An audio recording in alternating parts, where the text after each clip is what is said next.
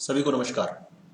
आज हम कक्षा 8 एनसीईआरटी हिंदी पाठ्य पुस्तक वसंत के अध्याय 15 सूरदास के पद इस पाठ के हम प्रश्न अभ्यास इस वीडियो में हम हल करेंगे। इससे पूर्व वीडियो में मैंने इस पाठ का फुल एक्सप्लेनेशन पूरी व्याख्या आप लोगों के लिए प्रस्तुत की थी। इस वीडियो के डिस्क्रिप्शन में आपको पूर्ण वाक्य वाले वीडियो का लिंक मिलेगा, वहां से आप इस पाठ का पूरा अध्ययन कर सकते हैं, समझ सकते हैं। ठीक है, और इस वीडियो में हम इसके प्रश्न अभ्यास हल करेंगे। तो सर्वप्रथम मैं संग्राम सिंह, केंद्रीय विद्यालय संगठन, आपका अब इस कक्षा में हार्दिक अभिनंदन करता हूं। आइए आगे बढ़ते हैं, प्रश्न अभ्यास हल करते हैं पदों से। पहला है, बालक श्री कृष्ण किस लोभ के कारण दूध पीने के लिए तैयार हुए।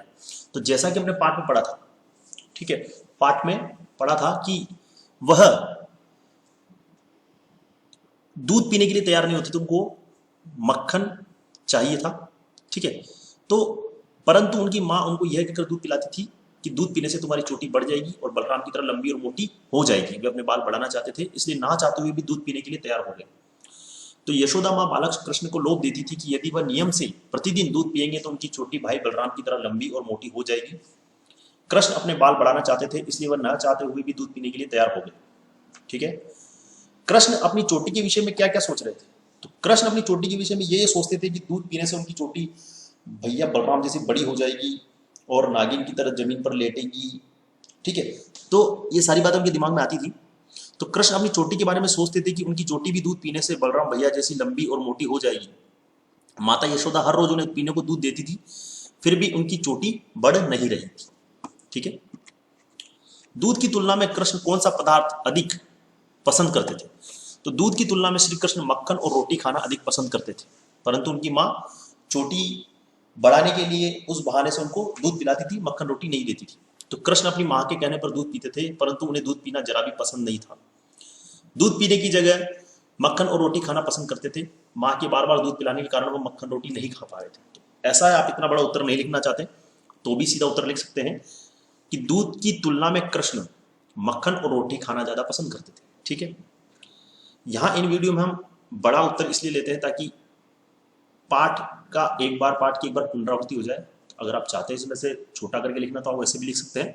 ठीक है, ते ही पूत अनोखो जाए, कि तुमने अनोखा पुत्र उत्पन्न किया है। पंक्ति में ग्वालन जो शिकायत लेकर आई है यशोदा मां के पास, उसके मन के कौन से भाव मुखरित प्रकट हो रहे हैं। तो देखो, ते ही पूत अनोखो जाए, वो शिकायत लेकर आई कि तुम्हारा बेटा हमारे घर में घुस जाता है, मक्खन खा जाता है। ठीक है, मक्खन गिरा के चला जाता है, पूरा घर गंदा कर देता है, बहुत हानि हो रही है दूध और दही की, परंतु फिर भी हम तुम्हारे बेटे को अपने से दूर नहीं रख सकते, क्योंकि तुमने एक अलग ही अनोखा पुत्र उत्पन्न किया जो दूसरों से अलग है। तो ये शब्द ग्वाला ने यशोदा से कहे। वह शिकायत करती हुई कहती है कि नटखट कृष्ण प्रतिदिन उनके घर में से मक्खन चोरी करके खा जाते हैं। वह यशोदा से कहती है कि उन्होंने अनोखे पुत्र को जन्म दिया जो दूसरों से अलग है। मक्खन चुराते समय कृष्ण थोड़ा सा मक्खन बिखरा क्यों देते थे। तो देखो, बहुत सारी बातें हैं इसमें, थोड़ा बहुत हमने कृष्ण जी के व्यक्तित्व और उनके चरित्र के आधार पर भी जोड़ा है। आप चाहें तो हटा सकते हैं, लिख भी सकते हैं। एक तो देखो, जहां से मक्खन लेते थे वो बहुत ऊंचा था, तो वो छोटे थे, तो जो मक्खन लेते थे तो इधर उधर हिलता था, तो वो मक्खन गिर जाता था, बिखर जाता था। दूसरा ये भी हम मान सकते हैं कि ऐसा जानबूझकर करते थे ताकि उनकी चोरी पकड़ी जाए, माँ उनसे नाराज हो और उन्हें माँ को मनाने का अवसर मिले। ठीक है, तो श्री कृष्ण बहुत छोटे थे और छीका बहुत ऊंचा था। जब वह छीका से मक्खन चोरी करते थे तो थोड़ा मक्खन इधर उधर बिखर जाता था, क्योंकि उनका हाथ छीके तक नहीं पहुंच पाता था। कृष्ण ऐसे जानबूझकर भी करते थे ताकि उनकी चोरी पकड़ी जाए और माँ उनसे नाराज हो जाए और माँ को मनाने का उनको अवसर मिले। जो दो पद हैं, दोनों पदों में आपको कौन सा पद अधिक पसंद आया और क्यों। तो देखो, इसमें ये तो आपकी चॉइस है कि आपको उनकी चोटी बढ़ने वाला, जो चोटी को लेकर जो माँ से शिकायत करते हैं, वो पद ज्यादा पसंद आया। जो ग्वालन शिकायत लेकर आती है मक्खन खाने की, वो पद ज्यादा पसंद आया।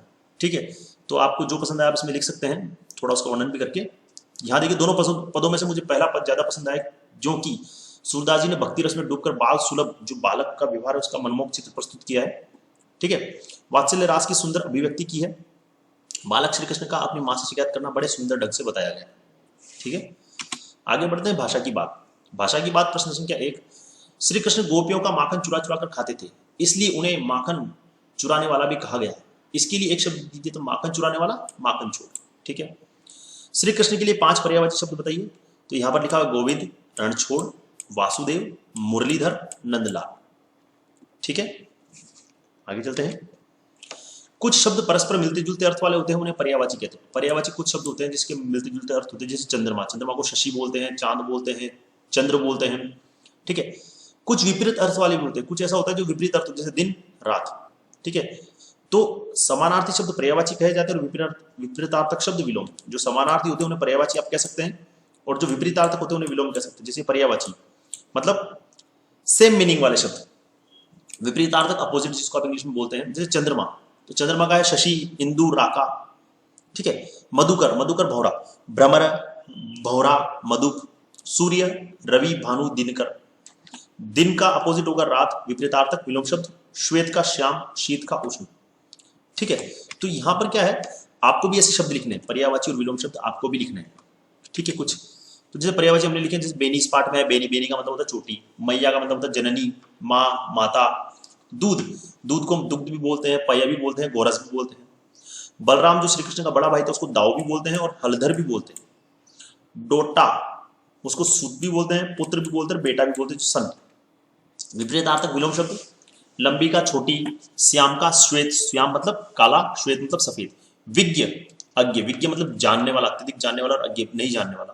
रात का दिन, प्रकट जो दिखाई देता है विजिबल, ओझल जो हाइड होता है, प्रकट का ओझल। तो इसी के साथ जो 15वां अध्याय है कक्षा 8 वसंत पाठ्य पुस्तक का सूरदास के पद, इस पाठ के सारे प्रश्न उत्तर हमने यहाँ पर हल कर लिए हैं।